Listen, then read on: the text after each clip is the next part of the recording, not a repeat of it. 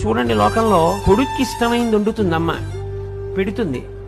వాడు మళ్ళీ మారడగలేదు అనుకోండి, ఏం తెగులు, ఇంత కష్టపడి ఉంటే ఎందుకు వేసుకోవు అందో. ఏనన్నా బావులేదా, ఏమన్నా తేడాయా, ఇవాళ బాగా రాలేదా, ఏమన్నా తప్పు చేశానా, ఎంత బాధపడిపోతుందండి. వీడు రెండో మాట వాడు వేసు తినలేదని, నువ్వు తినలేదే, ఏం తినొచ్చావా ఏమన్నా అని ముందు అందో. ఎరా రెండో మాట వేసుకెళ్ళదు, బావులేదా ఇవాళ అంటే. అది అమ్మ. అందుకే అమ్మ సౌందర్య లహరి. ఆమె ఆఖరి ఊపిరి పర్యంతము ఎప్పుడూ నీకు క్షేమాన్నే కోరుతుంది. తల్లికి తండ్రికి ఉన్న చిన్న తేడా కారణం చేత తల్లికి పెద్ద స్థానం ఇచ్చారు.